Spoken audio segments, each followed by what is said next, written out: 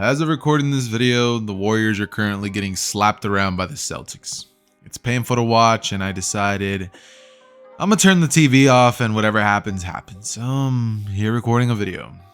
Decided that it's better to, do something that I have full control over and dominion of than to watch the Warriors get slapped around the way that they have been. Comment down below if you're for the Celtics or if you're for the Warriors. If you're for the Celtics, you can go ahead and unsubscribe right now. I'm just kidding. I'm playing. Don't do it. Don't do it. Don't do it. I need y'all.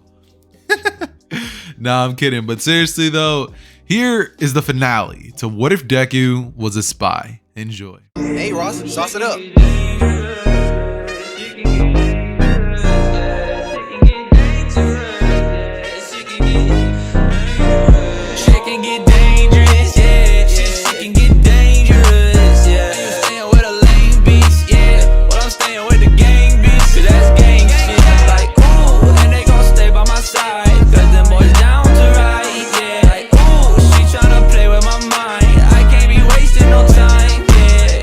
Hey mom, it's been a while, Izuku would say as he rubs the back of his head and looks to the doorway.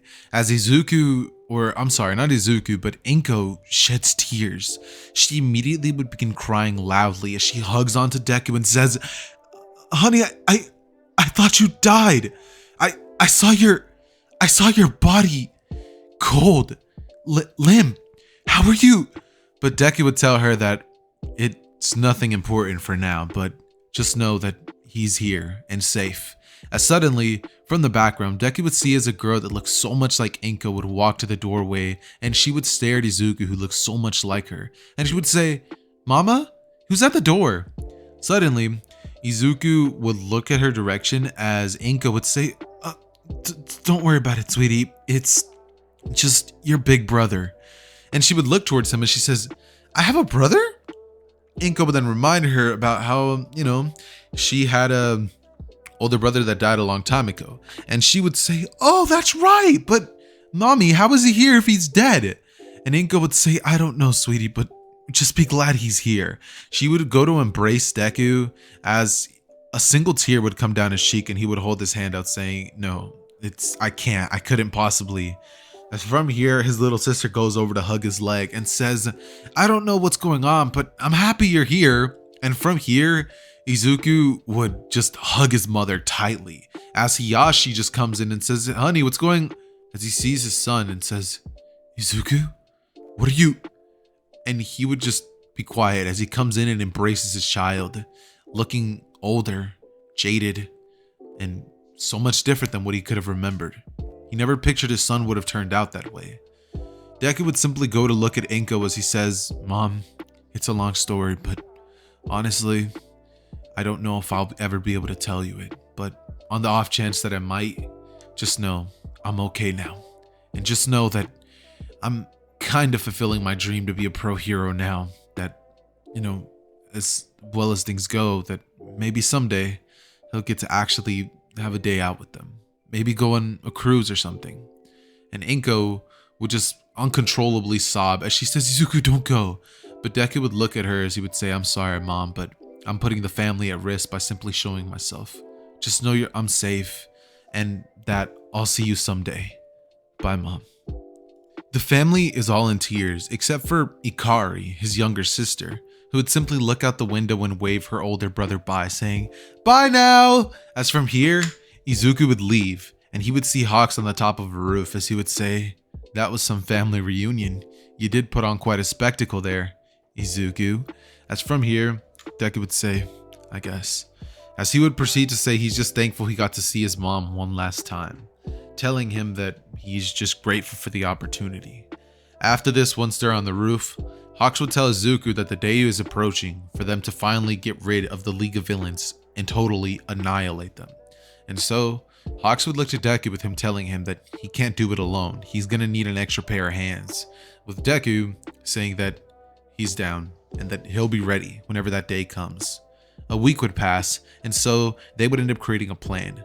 With Deku and Hawks both getting ready, Deku would land on the top of the roof and would pretty much end up penetrating the base through the air vents, as Hawks would end up walking in with his usual demeanor, walking to the group asking them how things have been and how they're holding up without All For One, with Shigaraki saying, "How do you think?" He ends up leaving the room, and from here, this is when, Hawks would simply look towards the direction of Twice, as he takes out a gun and shoots Twice straight in the head, causing him to shift into this sludge-like material on the ground, which just falls limp.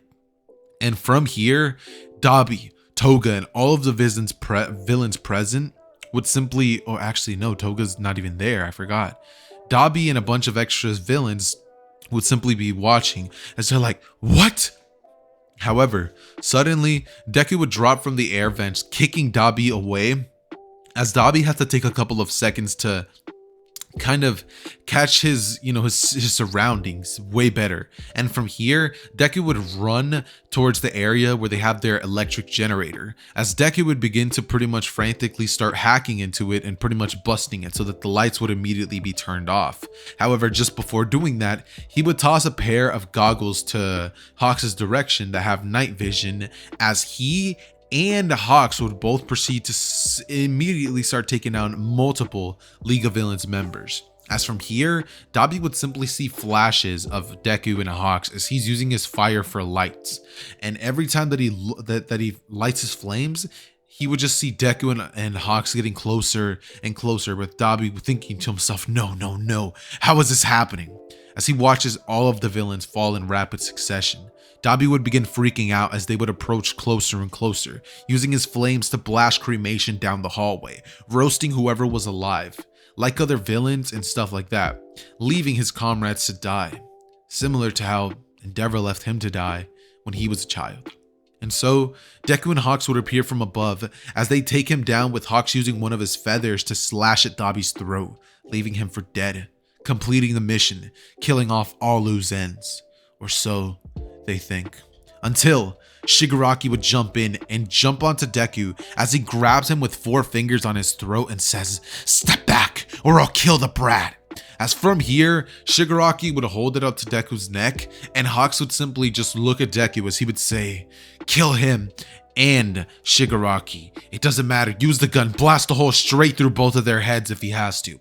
As from here, Hawks would just watch as Deku would say, "Don't worry about me. Just kill that bastard," as he would smile, and then proceed to use this loose hand that he has to grab at Shigaraki's face, shocking him with the spy tool that he uses, destroying Shigaraki's face, pretty much melting it with electricity. As Deku would see, as Shigaraki would fall onto the ground, he would take his gun as he would shoot it at the head of Shigaraki, saying, "Good riddance." After the death of Shigaraki, and the immediate takedown of the League of Villains, many of them would break up from the overall League of Villains, reorganizing with a small fry, new up-and-coming leader.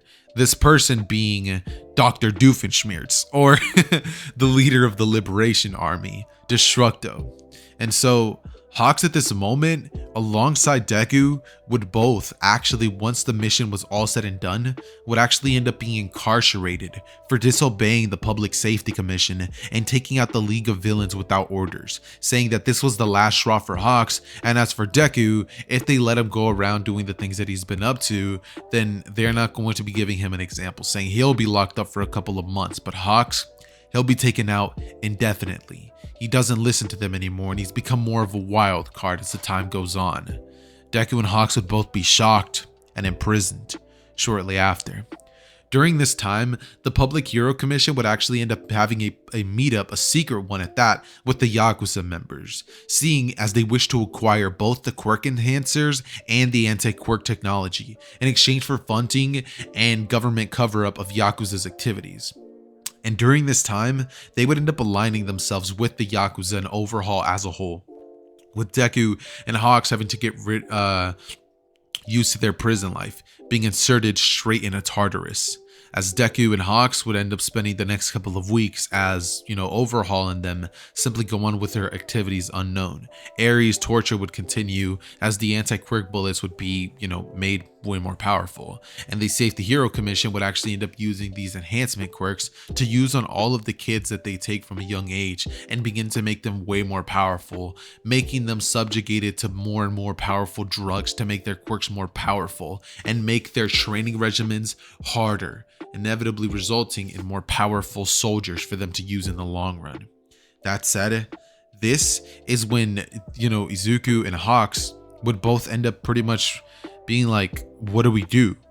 And they have no real out. They want to get out, so they would end up pretty much trying to plan things out.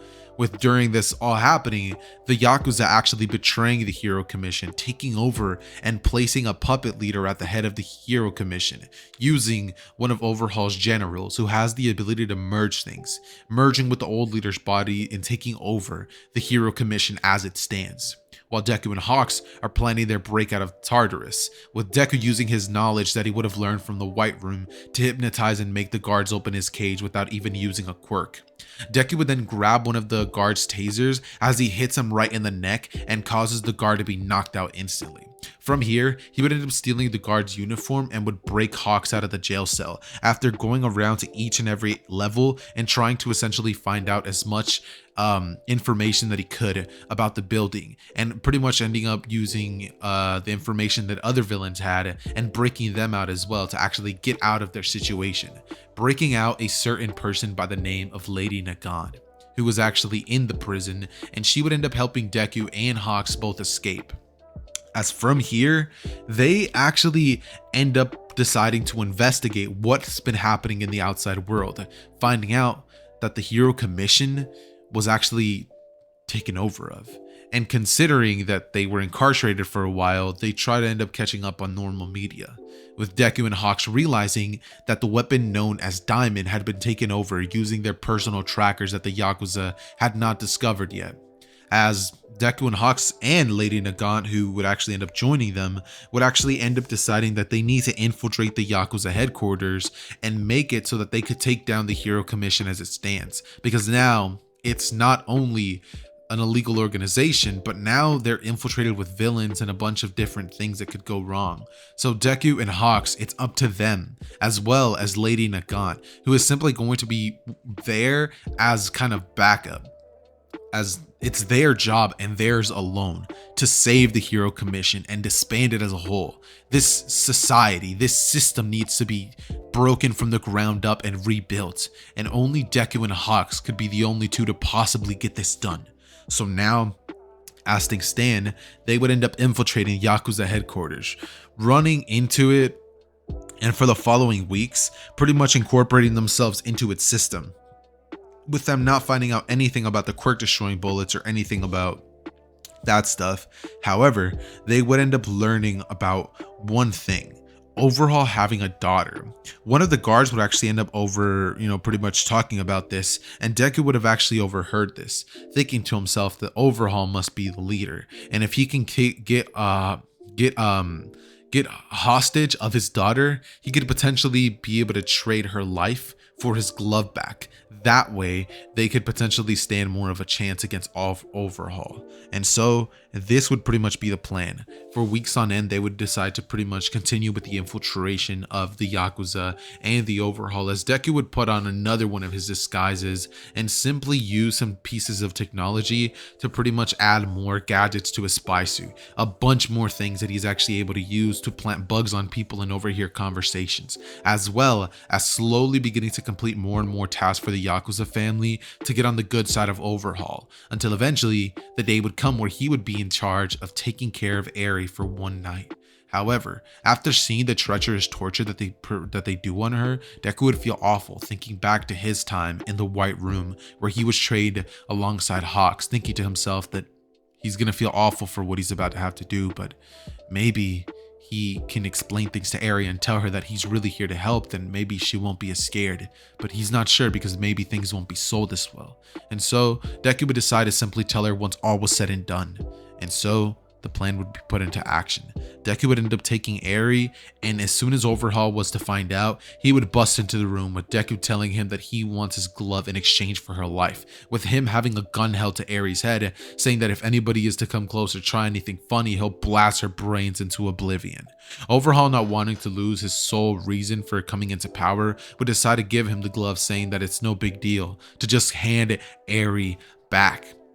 And so it's at this moment that Deku put the glove on and then look at Eri as he would say, "I'm sorry I have to do this, but I'm here to save you. Don't worry, I'll come back for you." As from here, Deku would proceed to toss Eri towards the direction of Overhaul, as he would turn on his locator that Hawks would end up actually tracking, as Hawks would bust into the room with Overhaul and Deku both looking at the direction of Overhaul, as he ends up getting caught off guard, with Overhaul deciding that fine, if that's how they want to play it, as he would aim the quirk destroying bullet at Deku's direction, saying, "So be it then, I'm getting rid of your quirk as a whole," blasting the bullet straight at Deku's direction. But Deku would get shot with it, as the bullet would pop off of his body, and he would say, "Joke's on you, but I don't have a quirk." And from here, he would hold the quirk destroying bullet with his grub, assimilating it with its nanotechnology, as Deku would say, "Quirk destroying glove, huh? Interesting. It's going to be pretty useful in the long run," as he opens and crushes his hand over and over, thinking to himself, "I can feel the power." He would end up creating the glove to turn into a full metal arm, as Hawks would lunge at Overhaul's direction and throw a bunch of feathers at him to keep him at bay. Overhaul would begin using a bunch of spikes in the ground to try to make Hawks dodge into the air, weaving and doing these different maneuvers to glide around the spikes that are appearing from the ground. However, eventually, Hawks would be put on the back foot, and it's at this moment that Deku would actually end up using his training that he would have learned from the White Room, dodging each and every single attack that's coming after him, closing his eyes, taking in a deep breath, thinking to himself, "Weave, every movement that he's making is calculated," and Deku is putting all of the training he's gathered throughout his years of being alive to use, his deductive reasoning skills helping him with this in the process. As Deku would then proceed to pretty much get closer and closer to Overhaul, as he would actually shoot a sort of taser from the glove itself that would actually end up catching Overhaul off guard just long enough for Deku to actually stun Overhaul. However, it's at this moment that Overhaul would actually shoot a pillar straight into Hawks' leg, which would catch him off guard heavily. And right before Overhaul was about to stab another one right into Hawks, killing him, Deku would jump in the way and grab him with his glove, causing Overhaul's quirk to be deactivated and letting Hawks escape just long enough for Hawks to come in, and using his feathers would actually cut straight into Overhaul's head, causing the head of Overhaul to roll on the ground as Eri would scream, and a bunch of the villains would actually have heard the crazy commotion that was going on. However, with this being the case, Deku would turn towards Eri as he would say, "Get on now!" And from here, they would begin rushing through the building as they begin trying to take out as many people as they possibly could, left and right, with Lady Nagant clearing the path as she begins to kill people at the entrance, just going off with her weapons as she uses her quirk. And in case you guys don't know who Lady Nagant is, look her up. She is a total badass. By the way, after you look her up, if you don't know who she is and you haven't seen my What If Deku with Lady Nagant's quirk, go check that out too. But self-plugging out of the way, he would pretty much proceed to jump in and essentially what's it called, like run through the place, and everything is going good until they end up coming face to face with one of the villains known as Kendo Rappa. However, Deku, using this glove and Kendo not knowing that he actually has the ability to take quirks away, would hold on to him long enough for his quirk to be deactivated and for Lady Nagant to get a perfect shot on his head as Deku begins to dodge and move out of the way, with Lady Nagant's precision being so accurate that it misses Deku by a hair and hits Kendo Rappa straight in the brain, causing his body to fall limp on the ground as they begin decimating the entire operation. And Hawks would then take out a button as soon as they're outside, he would press it and the entire Hero Commission building as well as Yakuza new hideout headquarters would be destroyed in the process, and they would be outside with the flames erupting, with Deku, Hawks, and Lady Nagant standing victorious, having defeated the newly Hero Commission taken over by Overhaul and the Yakuza family. with this being one of their greatest accomplishments that they've ever had. Shortly after, the authorities would arrive, and Deku would actually end up giving out his real name, as well as the information of the fact that of everything that's been going on. And afterwards, he would end up actually going to a hero that he knows he could definitely trust, All Might. He and Hawks would arrive in front of All Might's house, as he would end up telling All Might the entire situation, with Deku and Hawks being thrown into custody once more, as well as laid and gone. But after All Might is able to clear everything with the press and the media and let all this information be leaked out about how corrupted the Hero Commission truly was, Hero Society would drop in terms of like popularity, and a bunch of people would stop wanting to become heroes. However, All Might would reassure everybody that things will be different, that there will no longer be no Hero Commission, and that there will be a new system set in place. Something new, a coming of a new era. And so, Deku and Hawks, as well as Lady Nagant, would be freed from Tartarus and be known as free people, with them finally being able to have their own identities. As soon as this would happen, Hawks would be happy, as Deku would go to visit his family. And with visiting his family would come an insanely heartfelt reunion, with all of them smiling and just finally getting to explain everything that happened to Inko, with Inko shedding tears and just being completely shocked at everything that her baby had gone through. But now, look at him. He's now a man, and now he can fend for his own. She knows that Deku probably isn't just going to come back and act as if everything's okay, but she's glad that she at least has her son back in her life. So is Hiyashi and his younger sister, Hikaru. Following this, Deku would enroll back into the UA high school, where he would actually end up being given his pro hero license way earlier than everybody else, becoming the youngest hero that has ever been in Japan, and actually establishing a really good connection with Kaminari and all the friends that he would have made along the way, with him actually rekindling his friendship with Bakugo once he finds out how awesome the actions that Deku did were, and also establishing a relationship with Momo Yaoyorozu. Things would be looking up for the young spy known as Agent 9, with that alias finally being gone and Deku finally having recovered his liberty, finally being his own man, having his freedom back. It is an amazing feeling. However, the job's not finished, and Deku can't simply smile knowing that one loose end is still out there. Yes, the League of Villains is out. Yes, Overhaul is taken care of. Yes, the Hero Commission is taken out as well. However, there is still one loose end, the Liberation Army. And so Deku would call a meeting with all of the greatest heroes in the world, with Deku actually explaining to them who the Liberation Army is and why they need to be taken care of as soon as possible. A sting operation would be planned, with him saying that he understands that heroes will die, but this is something that needs to be taken care of. The Liberation Army is dangerous, and Reed Destro must be stopped at any means necessary. His quirk and his influence over the Liberation Army is growing day by day, and if they don't put a stop to this man now, they might never be able to. He is unlike anything they've ever seen, and Deku should know this because he infiltrated them, known with the alias of Izuku Midoriya, a name that had long since been deceased and so wiped from the records. And so Deku was now able to finally convince the heroes of launching a full-scale attack on the Liberation Army, with the heroes saying, "What are we waiting for?" And Deku, as well as all of the heroes, being ready to plot their final battle.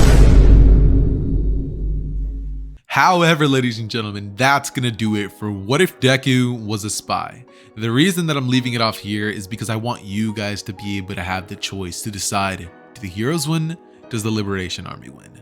Obviously, it's kind of a clear choice just due to the fact that the League of Villains were able to defeat them, and that's 5 people comparatively to this huge army of heroes that was about to bust in, and it was just about to create this insane battle royale.